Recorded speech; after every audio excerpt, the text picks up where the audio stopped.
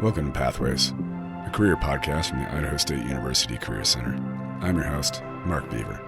Today, we're speaking with Bob Ellis, Outdoor Recreation Coordinator for the Cooperative Wilderness Handicap Outdoor Group, or CWHOG, at Idaho State University.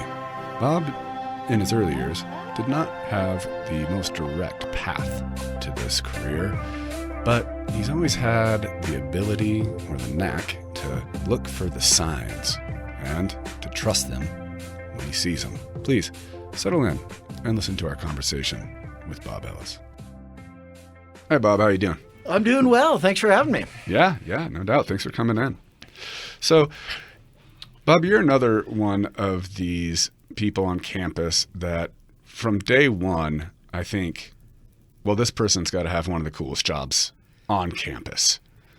Yeah. Is that true? I do have a pretty darn cool job. You know, it does have that four-letter word work attached to it at some times, but for the most part, I'm a pretty fortunate individual to work here. Nice. Well, for our listeners, can you tell us a little more about what that position is and kind of both like a snapshot of your day-to-day and maybe a bird's eye view a little bit? Technically, I'm the outdoor rec coordinator at the Outdoor Adventure Center. More specifically, I'm the director of the Cooperative Wilderness Handicapped Outdoor Group of the CWHOG program. We specialize in outdoor recreation for people of all abilities. Day to day for me is different every single day. I could be up in the hills working on a yurt, or I could be sitting at my desk writing a proposal to raise some funds so that we can go out and play in the summer and the winter. Yeah. Is that something that you enjoy about your job, having that kind of that variety? Yeah, I think probably the variety is my absolute favorite thing about this job. If it ever does get monotonous, the next day will be very different. Right. Have you always known that about yourself, or did you have to kind of come to that realization? I had to come to that realization, and that happened staring at a brick wall at a very monotonous job early on in my life. Well, maybe we'll loop back around to that. That sounds like a great job. It definitely leads me here. I'm interested to hear about that job. So I guess just from like a pure like a work perspective, besides having that that ability to kind of have some different things going on the day-to-day, have that variety, what else do you love about this job? What really gives you satisfaction? Well, the biggest thing that gives me satisfaction is exactly how I got here. The adaptive snow skiing program. I get to spend the winter skiing with people with disabilities. And as a skier, I'm sure you can envision how rewarding that is. Yeah. Sharing your passions with other people who don't know that they can have those experiences. Right. Yeah. I mean, I've had the job, the paid job of teaching people to the joy of sliding on snow. Yeah. And I mean, I've also got to work with just very, very small amounts with some adaptive programs as well. And it's an amazing feeling. Like if for something you're so passionate about and love, like skiing, to be able to pass that on. But I mean, especially with an adaptive program, to kind of be able to pass it on to maybe a population that either doesn't know or doesn't think that that they can have that in their life as much. Yeah, having had this job for the last 16 years, I introduce myself to a lot of folks in wheelchairs or with varying disabilities as, hey, I'm Bob, and you interested in going skiing? And usually the response is, I can't ski, dude. Can't you see I'm in a wheelchair? But then I explain the equipment and the programs that are out there. And next thing you know, we're spending the winter with somebody who gets hooked on skiing. Yeah. And then they come on some of our river trips or some of our summer programming. Oh yeah, just kind of opens the gate for them a little bit. Yep. I always think about it as even if people don't like maybe the skiing aspect, it makes them scratch their head and think, hey, what else am I capable of doing that I didn't think I could do? So that's interesting. Yeah. That's where I get the big paycheck. Yeah, that way you can kind of open up the floodgate a little bit and see where else it can kind of trickle out for them. Just plant plant the seed a little bit, and it's neat to see people run with it. Yeah, that's awesome. So from obviously, like you talk about skiing, I know that like I'm guessing a lot of outdoor pursuits are part of who you are on a personal level. So how does this job satisfy your personal interests outside of work? What do you like to do, and how does this job help you kind of get to that point? Well, that's kind of the weird thing about my job is there's a very, very fine line between work and play.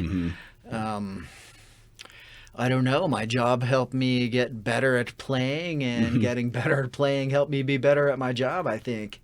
But the first few years doing this, it was a real gray area. I was either always working or always playing. I couldn't quite figure that out. Yeah? How did you figure that out? That's a great question. I was just about to say, well, I haven't figured it out yet. But I mean, obviously you have. It definitely happened. Well, I don't know if this is appropriate for your cast, but really the ultimate difference became I can have a beer while I'm doing this, or I can't have a beer while I'm doing this, or after it. Yes. No, I think obvious free time. No, I think that's I think that's a good kind of delineation there a little bit too. I mean, yeah, we strive to keep our program nice and professional, and one of the aspects is the staff members don't drink while we're on outings or after outings. Obviously. So that was honestly the real defining factor for a while. Right. Yeah, I mean, I think that you said something there about that kind of that gray area and how it helps each other, but like for myself, I've had jobs working where, like, I too love the outdoors. I love hiking. I love, getting deep into the wilderness as well. And I've had jobs working for trail crews where that was so much of my job that I actually took away from it on the weekends, right? So like, obviously, you can't have a beer when you're out running a chainsaw and, right. You're also hiking 10, 15 miles a day and swinging Pulaskis for the government. But, on the weekend I'd come home and that was all good when I was young. When I started, my now wife, then girlfriend, I'd come home and, it was the weekend and she'd say, hey, let's go for a hike. Let's go up to a lake. Let's go backpacking. And I would, all I wanted to do is, sit by a river and throw a fishing lure in there, maybe just do the least amount of work. Yeah, that's a great description of it. I think when it really happened for me was my family asked, well, what do you want to do with your vacation this year? And I said, I want to do the least outdoor-oriented thing that we could think of. Right. Went to a big city and hung out or something. Never did anything outdoors. Yeah. So have you, I mean, for myself, it was that, my life was changing around me, that I was starting to, have a relationship and that was kind of changing how I was hanging out. And also that job didn't have a lot of that variety of being able to go in and write the grants and use your brain in a different way. So, I mean, I guess how have you kind of found those balances for yourself? I mean, you're saying there's kind of a gray area and now there's one or the other, but has it just kind of organically balanced itself out, or did you have to kind of has there been any like large hurdles for you along the way? No, I like that phrase, organically. It definitely organically worked its way out. I think I just had to be in the job for X amount of time, and then you get used to the job, and it's like, all right, well, we always ski here, or we always go rafting here, or we always go backpacking here, and now it's, well, I want to go do this, and I'm going to go wherever I want, and I'm going to do it for as long as I want. And yeah, I think you said something good there about being in the job for X amount of time before you figure it out. I mean, I think for myself, especially when I was younger, but I'm sure for a lot of people, I mean, that X amount of time could be a number of years. That X amount of time could be anything for anybody. Like I've been full-time at this position for 16 years now. And it's probably just within like the last 6 years that I didn't feel like, oh, I'm the new guy. I don't really have a voice, or they're not ready for my opinion yet. Yeah. But finally, I got around to realizing I'd been here long enough that I'm not the new guy. Right. So there's a little bit of that that's just probably you kind of gaining some more confidence and in your skills and your knowledge and yeah, I'd your guess there's a longevity. learning curve with any career. Sure. I think.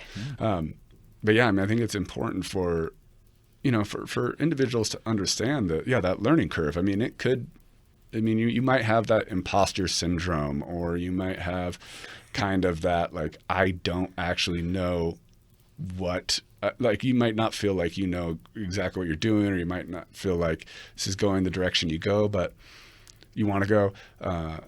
But if you can put in some time, then it can kind of organically, those things can maybe start to balance out. You'll figure out how to put your life kind of pursuits in the gaps and how to adjust those a little bit. Yeah, and something happens and you finally realize that, yeah, this is the place that I should be. It's almost like you were a fly on the wall. My first few years was like, why am I here? And Yeah.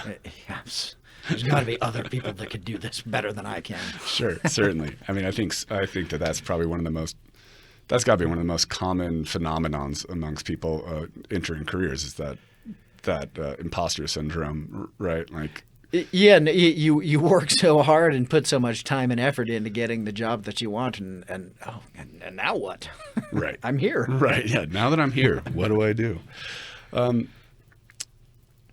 guess one question that I have is, there's obviously a breaking point, right, with that, just staying in a job. You don't want to stay in a job that's not good for you, just hoping that it's going to get better year after year after year after year, and then kind of getting bogged down and stuck. And next thing you know, your life's over. well, hopefully we don't get to that point. Hopefully we don't get to that point. But there definitely is. I mean, the longer that there's going to be kind of snowballing effects on your mental health and your physical health. So what do you think, are some things that people might want to look for to kind of stick it out for those extra couple of years? What should they be feeling or seeing that might make them want to stay around and see what the next step is? That's a deep question. That's a tough question. I think, and I was today years old when I think I have the answer for it. Is listen to your body. Listen to your mind, and if you're not sleeping at night and you're not you're laying in bed and you're like, I don't think I enjoy this career I've chosen, or your mind's going to be like, it's tough right now, but you love this aspect of it and you love this aspect of it. You got this. Yeah, yeah. I mean, certainly it's got to be different for every person and every situation. And I think that was I think the way you just said is fantastic and beautiful. Just kind of like listen to the signs. And some people are so much more in tune with their own life, what's going on, that they might catch it faster. But it took me a while. Yeah, certainly. Yeah, and that's a hard thing to do, and you have to kind of be intentional and kind of do a little bit of maybe a take stock a little bit every day on some of those things a little bit. Yeah, very, very much so. Consciously sit down and, like you say, take stock of what's going on, and is it leading you where you want to be, or what is going to lead you where you want to be, or are you just going to throw the dice and give something a shot? Yeah. Life is interesting. That's one of the reasons I like waking up every day, is to see what's going to happen and what new is going to bring. For certain, yeah. That's one of the reasons I enjoy doing this podcast. Life is interesting. Yeah. It's so interesting to hear how many different ways there is to live life. Yeah, isn't it crazy, huh? Yeah. If you're just joining us, we're talking with Bob Ellis from the Outdoor Adventure Center at Idaho State University. So, Bob, things got kind of deep there for a second, but we can go back a little bit now.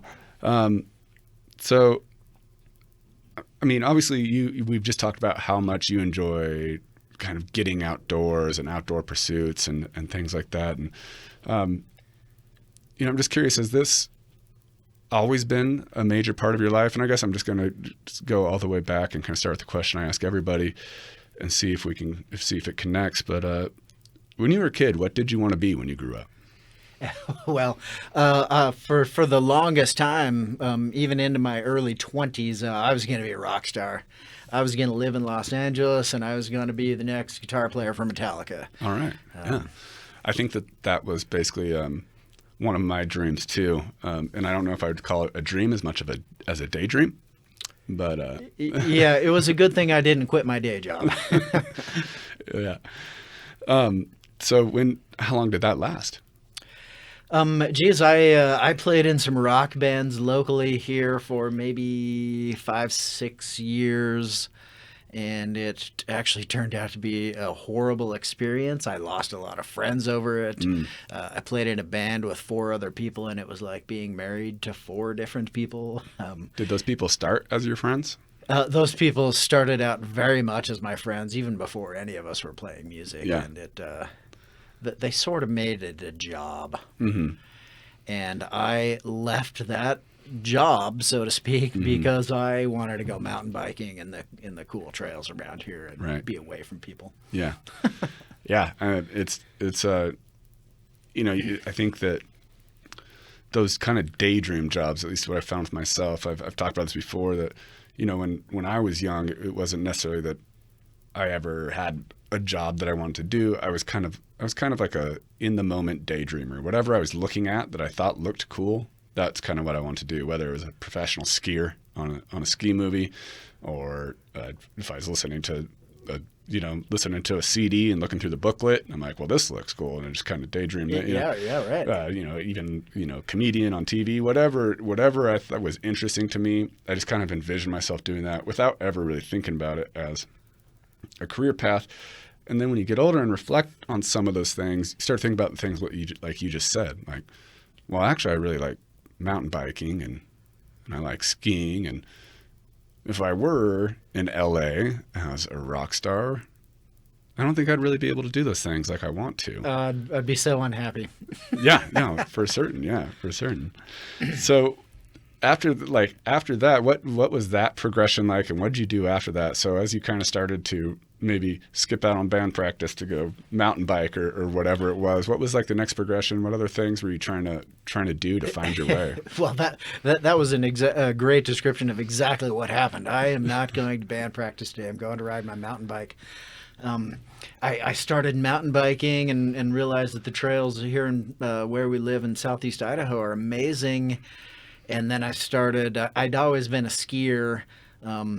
Ironically, that started at a young age, and I hated my parents for forcing that on me. Yeah. It was cold and it was miserable, and I crashed a lot. Little known to them, it became the love of my life. Yeah. I got a job at a restaurant. I was a kitchen manager at a local restaurant, and while I was doing that, I realized that I wanted to get into backpacking and cross-country skiing, and I consciously made the decision that I did want to pursue outdoor activities because I liked the way it made me feel. Yeah. I liked the places that I was going, and I was at one time an extrovert or an introvert who wanted to be away from people. Yeah. Yeah. Yeah. And so what did that lead to as you kind of started? I mean, that's so like I worked in a restaurant for a number of years, and I really actually it's I mean, these are personal things for me. I talked about already that I worked on trails. Now that I mentioned I worked in restaurants, these are two things that I would suggest that every person does for at least a small amount of time.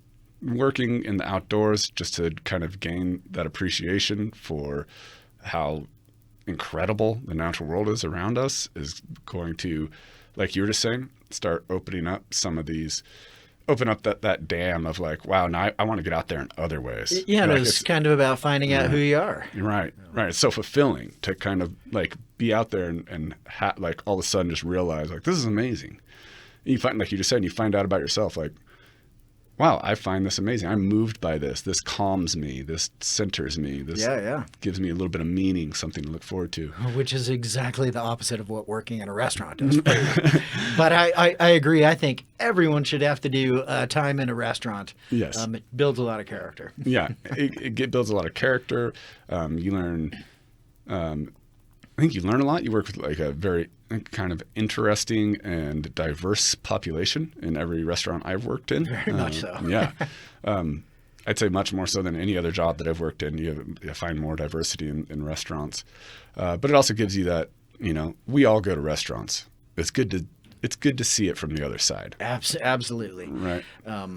But it really helped me figure out exactly who I was and brought that out of me working in a restaurant. You kind of have to learn to hold your own and be your own person and not take any crap, so to speak. Yeah. And I mean, it also does, I think, it's the kind of job that can also buy you a little time and give you a little flexibility to kind of do some of those things that you were just talking about, right? You can still earn money to, save up for the ski pass or to go on that trip that you're going on. So you can kind of pursue some of those things you're more interested in. Yeah, absolutely. Super easy to get time off, weekdays.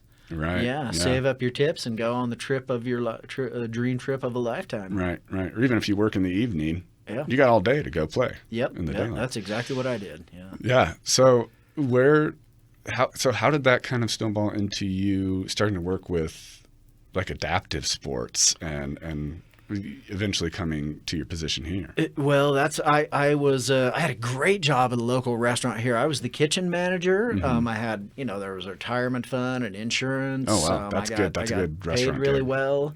But I was staring at this brick wall one day, and I literally was like, there's more to life than this. I remember saying that to myself, got my work done really quick, and rushed off to Idaho State University to enroll in college. And for years before that, I had always told myself and everyone that I knew, hey, not everybody goes to college. It's not for me. I won't be taking that path. Sure. And I rushed, got my prep work done so that I could get to Idaho State University, enrolled in college, signed up for a winter camping class with the Outdoor Adventure Center. Really enjoyed that. I liked backpacking and camping and skiing, and I wanted to put the two together. And then the instructor of that course, he asked me, hey, you want to come volunteer with the Hogs? Yeah. And I had no idea what that was. Right. But volunteering with the Hogs was teaching people adaptive snow skiing at Pebble Creek. And I got there and I was like, I have nothing in common with these people. They're not my people. What's happening here? And through those experiences, changed my life dramatically. Hugely. That was about 22 years ago. I started volunteering for the program. So how did that happen? How'd that manifest, that change? Well, really, I was one of the strongest volunteer skiers that year. So they're like, all right, you're going to work with this person and this person. And I just, the satisfaction that it gave. Like I can get that feeling right now, just talking about it. Yeah. And I just found it so rewarding, and I couldn't believe that they actually paid people to do that. So continuing on through college, I got a job working at the Outdoor Adventure Center as a student. Yeah. And I was like, wow, they really do pay people to do this. So I was getting paid to rock climb and go skiing with folks and do hut trips, and just had a passion for it. I really liked working with the people with disabilities, not just able-bodied college students that could do whatever they wanted. Right. And this job opened up right as I graduated, and I went through the very, very stressful hiring process. Yeah. And even the job wasn't actually going to go to me. I was second. Luckily, the person that got chosen turned it down and moved on to Colorado. Not sure what they're doing these days, but I've been here for the last 16 years. Yeah. Well, yeah, trying to get people outside. Yeah. It's great. So, like in that time that you were in the restaurant and you were kind of maybe was that a gap in between high school and college? Or were you working right out of high school, I went to college. My parents were like, "We'll pay for college." I failed miserably. They stopped paying for college. I said I would never go back. But then I came back. I started paying for it myself. And I'm that guy. I think I changed my major 5 times. Okay. Yeah. What did you enter with? I entered with music. I was going to be a music major. That makes sense, coming with your background. Yeah, so I was a long-haired kid with combat boots and flannel in the music department. Not very good. Yeah. I think I then moved on to I wanted to do physical therapy. Some volunteer experiences with that really turned me off. I think geology was in there, and then there was math, kicked my butt. Yeah. Then I settled into health education and minor in outdoor education. The two just kind of went hand in hand with what I was looking to do. Yeah. So, I think on that little journey you just took me on, there's a lot of great stuff that happens, and it happens to so many of us. Right? Yeah, it sounds so simple, but there was a lot of stuff that happened. But yeah, there's so many big pieces to that. One with music, maybe you just saw that wasn't the profession that it was going to be for you, right? Like that profession wasn't. I don't know. Did you just not see how it was going to come together? I was starting to realize that I did not want to live in Los Angeles. Okay. So that was a big part of it, right on. And then physical therapy. I think that was great what you said. A couple of volunteer experiences kind of turned you off. I think that's something that I hear over and over. We talk about that at the Career Center all the time, is you got to get out and get some experience. Start with volunteer, job shadow. Yep. Yeah. And you said it very simply, and that's all it is that sometimes that's all it takes for you to see that's not going to be the place for you. But yeah, like you said, there's a lot that goes into that. I had to be like, all right, I need this volunteer experience. So I had to drive myself to the hospital and find the volunteer coordinator and get myself signed up. I didn't have an advisor, fostering that along. Right. I think people have to definitely have the gumption and the desire to right. And get then their also, toe in. Yeah, and also you got to go out and do it, but also you got to kind of be able to be open to that sign, to that feeling like you were talking about earlier with staying in a job too long. This is following your body and your emotions and getting out of that track before you go down too deep into it. Yeah. Which, happens to I think so many students and career seekers. They see something in the distance and they think that is the job for me. That seems glamorous. That seems great. And then they'll just put their head down and do the schooling to get there.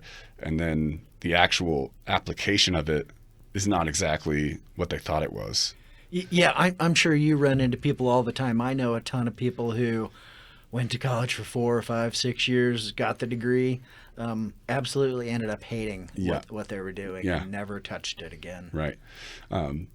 Yeah, and then that's a stressful place to be in at that point as well for that individual. Yeah, you put all that time and effort in. Right. Now what do you do? Yeah. And then with geology, I think that you may have hit some of the same roadblocks I had with biology before I changed my major the first time. That's another thing that so many people need to learn about themselves. That same idea of like that job looks great, right? Like, oh, you're just going to be walking around the mountains chipping away at rocks all day, or doing cool volcano studies. But yeah, what goes into this? What are the academic skill sets that are part of this job? And is that something that you really want to be doing? Yeah, you got to think through all the steps that are going to get you there. Yeah, and that takes a while. Yeah, and it's okay to turn around at those steps and realize, you can, if it's something you're like, I can get through this math, it's just going to be really hard. But if it's something like, this job is all math, or a lot more math than I thought, I'm going to be doing this for the rest of my life. Yeah. Is that something I'm interested in? So that's just another, that's another one of those things about talking to people and getting experience who are in that job and seeing like how much of this is your daily life, right? And it seems like we're kind of talking about helping people find what they want to do, but you also have to find all those things that you need to learn you don't want to do. Exactly. That's a huge part of it, right? A huge part of it is learning what you don't want to do along the way. And I think it goes hand in hand, right, with finding what you want to do, right? You got to know what you don't want to do to know. And I think that that's what a lot of people kind of decide before they even get to college or to the new job seeking things. They've already kind of taken a couple things off the list for sure. But yeah, you also got to kind of learn more along the way. So yeah, it's evolution. Yeah. So I mean, it's so great that you got to that point, right? It sounds like there was a lot of grit for you to kind of be able to recognize all those, like, stop one, stop two, didn't do well in college the first time. Not going to do this. Right. So here I am in college. Right. Went back, tried multiple paths, even though you told yourself you weren't going to do it, and still got there and found something that you're so passionate about and that you love doing, that is almost like an integration into what you love to just do for playing as well as doing for work. I mean, I always tell people I won the lottery. I'm by all means not by any means super rich, right? But man, I'm doing what I really want to do, and I try not to take it for granted, right, and recognize that. You're rich in fulfillment. Oh yeah, absolutely. And also, I mean, you may have won the lottery, but as we just said, you scratched a number of tickets along the way. Yeah, this has been a neat reflection. I appreciate it. So I guess with that kind of in mind, do you have any advice for students, career seekers, folks of that nature, as they might be thinking about what they will want to be doing? Yeah, kind of like we've been talking most of this time. We get a lot of folks in our classes that, kind of like a rock climbing class, or I teach a practical outdoor skills class. Mm-hmm. I get a lot of students that don't want to be there, but they have to be there. They have to have the class. And we talk about taking what we call a courtesy bite. Mm-hmm. You're going to be here for an hour and a half. Give it a try. It might change your life. You might find what you really want to do. So you got to take a lot of courtesy bites and swallow a lot of lumps too. Nice. That's beautiful. Well, thank you so much for stopping in, Bob. Yeah, no, I appreciate it. It's been a good time. And that was our conversation with Bob Ellis. I love how along the way, Bob was always able to recognize what he did and didn't like, and what he wanted to pursue, and where the dead ends were, and have the grit to push through all those dead ends to eventually find the place where he belonged. If you're interested in learning more about your career path, please visit the ISU Career Center website at isu.edu/career. Likewise, be sure to check out all of our past Pathways episodes. They can be found at kisu.org/pathways, on YouTube, and on Spotify. Of course, select episodes are played the second Wednesday of every month at 7:30 p.m. on KISU. From Pathways and the Idaho State University Career Center, this is Mark Beaver, wishing you a fantastic rest of your day.